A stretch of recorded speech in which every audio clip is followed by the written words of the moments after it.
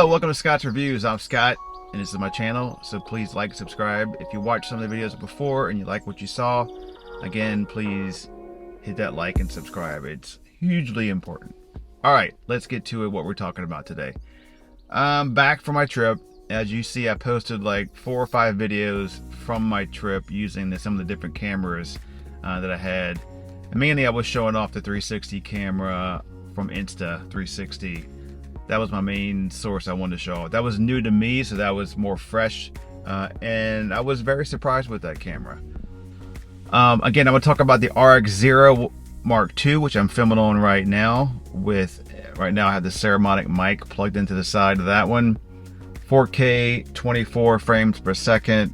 So inside the car is good for sound and everything else too. So if you're thinking about making videos yourself, a car is a good place to do, because you have the acoustics set up for sound dampening and kind of getting better sound quality.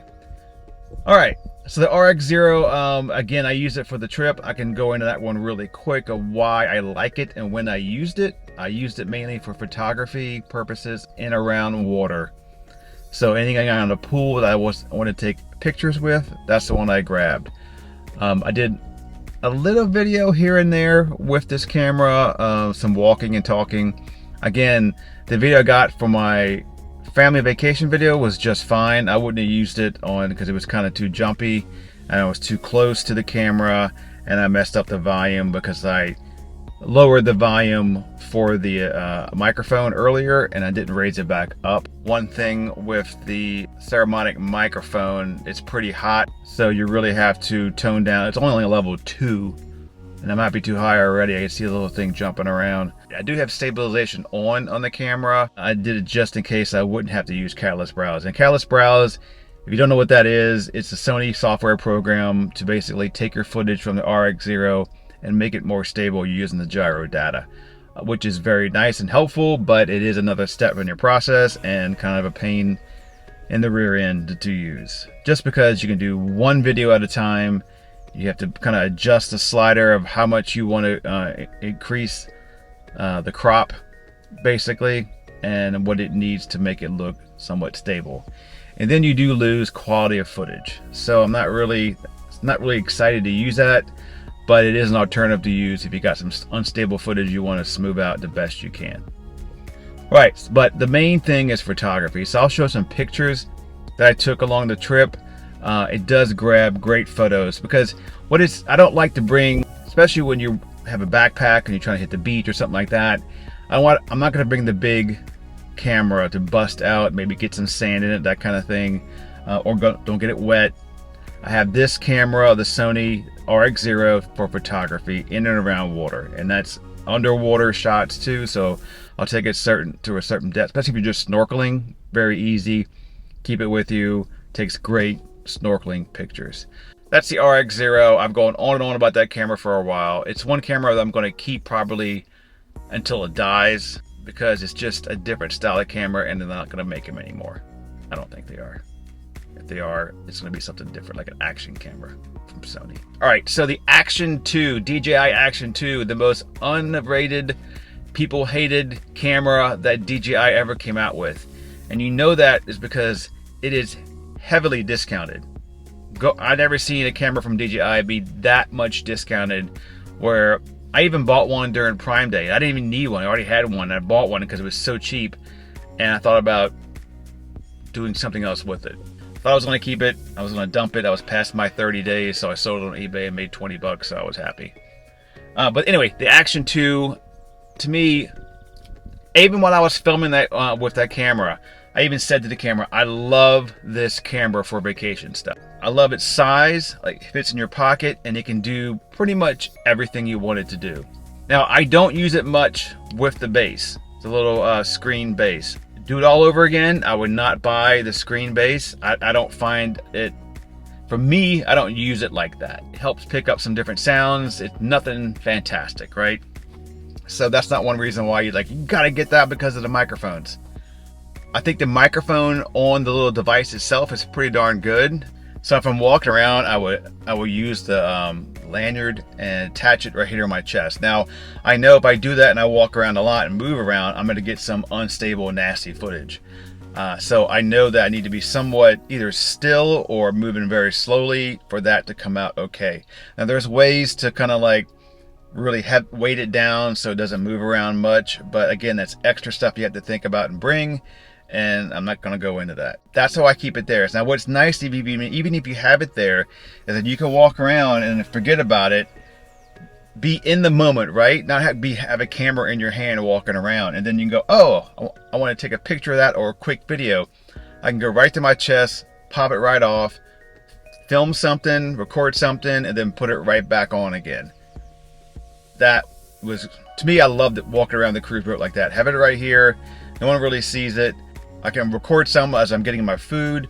I can move down the buffet line, get the food I want to get, kind of record some of that, and no one really knows that I'm recording, so it doesn't feel weird, and it's out of the way. So a magnetic base thing, I think, is a way to go. Insta360 Go has that. The Go 2 has that kind of setup, very small, like a body camera setup. GoPro has to, I think, come out with something like that. My guess is that they're come out with, what, 4 different cameras this year? My guess is one of them is something like that. Something very personal, like a body style camera that you could have easily mounted somewhere with magnets and stuff. Anyway, that's the Action 2. Also for water, right? So how I run around with it is I have my pocket. I'll jump in pools. So I film some with that, put it back in my pocket, take pictures with it. I do use it for pictures too. Takes good wide angle, high contrast pictures. I like them. Now, if you zoom in a lot on those photos, you'll see the not so great, but a big wide action shot is a very nice picture. You can get into Lightroom and really play with it. So I do like the photos from the Action 2, and I'll show you some of those. But mainly I use it for video. Do a quick video under the water with the kids playing around, come back up, throw it back in my pocket again, right? It's all waterproof, under the water, no big deal.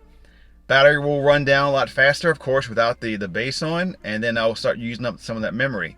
So then when I go back to the chair, I just dry off the camera, hook it on to its base, and if I need to, hit the download to the SD card inside the base. Throw it back in my bag. It's charging. It's getting rid of the footage I just had. It's ready to go again in about, what, 15-20 minutes. I'll go back to it, grab it if I want it, charge it up. Everything's dumped off of it, ready to go again. So, to me, I love the Action 2. I don't think they're going to make another one, so I'm going to keep that one a long time. But I really like the Action 2. It's not really like a GoPro. If you're into the mountain biking and that kind of thing, fast moving stuff, to me it's more of a good travel camera. I am going to go scuba diving. I did scuba dive with it once before, but I'm going to go have a bigger trip scuba diving where I already had the rig and the side rig and the light. And it came out pretty good with the light and everything on it. I am going to talk about this next camera, which is the Insta360 One X2, right? So I brought this camera on the trip. Well, I purchased this camera. I wanted the 1-inch edition, right? That got me interested in getting a new camera for the cruise. I wanted the 360, the 1-inch. I wanted to do some of the room tours that I did, but I wanted a better quality footage as I did the room tours or anywhere around the boat or in low light. That's what I wanted. Of course, I reached out to Insta to see if they send me one. They never responded back. Shocking, I know, with 2,800, what do I have now? 2,500, whatever I is, 2,000 some subscribers, they weren't too interested in me. So help me out and subscribe to my channel, so maybe I'll get some other cameras, maybe. So please subscribe now.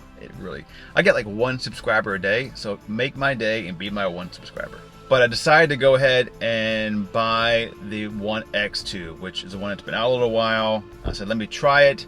And if it's horrible, I can maybe return it if I'm not past my days. But let's give it a shot. So I got it, and man, I'm impressed. I'm impressed with. I mean, I had the GoPro Hero Max before, and maybe it was just me being new to 360 that I was more disappointed on the quality of footage. Maybe this time I kind of expected if I crop in on this, it's not going to look good. But I was impressed with the Insta360. I thought I did okay in darker environments, indoor kind of stuff.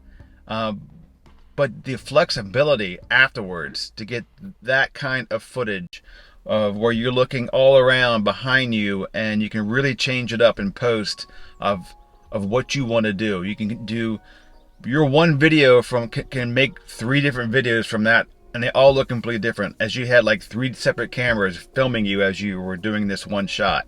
So in that aspect, it's totally different than any other camera you can ever have.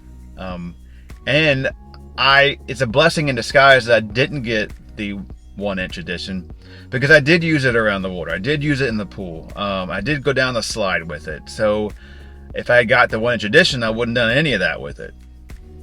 And that is a very expensive 1-inch edition. So that would have been like $800 or $900. All right, so that's the Action 2, the RX0, and the Insta360 camera. Is there another one? Oh, I brought the GoPro Hero 9. Where I used that was for time lapses. So I set up with the Joby grip on the side of the boat and got nice I love GoPro's time lapses, especially at night. They do a pretty good job, whatever they do, and by slowing down the shutter speed and getting some nice, cool nighttime style of time lapses. And then I brought my bigger camera. I have to bring them. You pay that kind of money for a big camera, you're going to bring it, right? So I brought the A7 IV with me. Used it for some video footage and lots of pictures. That's the main camera I use for pictures. I brought a light, not a flash, but just a constant light to use to help boost up some of the portraits that I did around the boat. Of course, it's a great camera, great photos. It beats all these cameras expectedly with photos. And then the video, you can always tell when I'm filming with that camera, it's just so much buttery smooth than any type of small action camera kind of stuff. So that's what the RX0 is kind of more for. It's getting me the closest I can get to a normal looking, nice blurred background kind of look in that small package. So I could throw that into my bag and throw the Action 2 and then the 360 in my bag. So 3 separate cameras, all doing 3 different jobs. One mainly I'm using for good quality photos in the water. One I'm using like the Action 2 for basically filming in the water. And then the 360 is going to have a completely different look of all of them, giving me that different type of look and capture as I go down. So if it's something very dynamic and there's things all around me that I want to film, then I'll grab the 360 and do it that way. And then that way I can have all that fun. All right. So what do you do with all this stuff, right? I've never shown you the family videos that I do because it's more my personal family stuff that now I show my family bits and pieces when I do some of these videos because they're there all the time. I can't get rid of them. But I haven't shown you my full like video stuff. I may show some clips here. All right, Caroline, what was your most favorite thing on our 2-week vacation?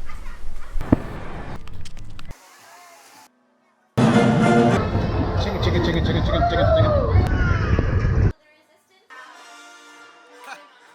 Where we're going, Caroline? The dinner. Don't answer the phone. Ready, Caroline? The Twilight Zone.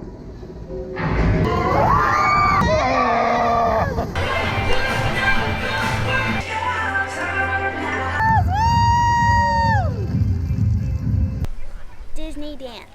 Oh, that's right. I forgot about Disney dance. Here and there, and just kind of what I do. Because, right, you have these cameras, you have all this footage, right? All this stuff.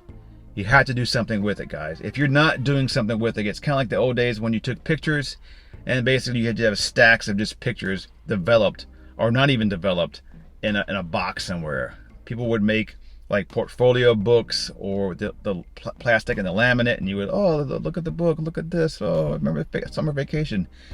Well, nowadays we can make videos with pictures, with all combinations of things. So that's mainly what I do.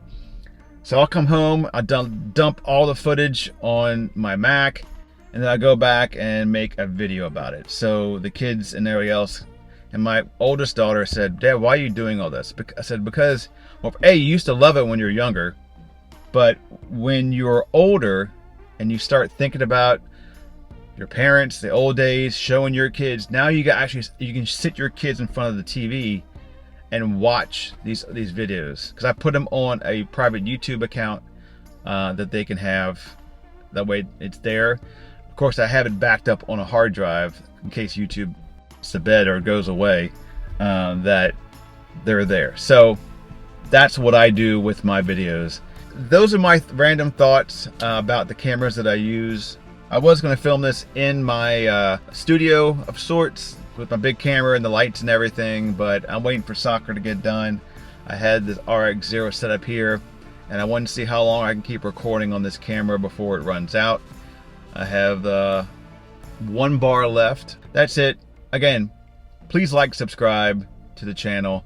Hope you guys have a good one, and we will see you on the next one. If you got something that you want me to talk about with these cameras, leave it in the comments below. Any questions too, reach out to me and I will get that answered. Bye.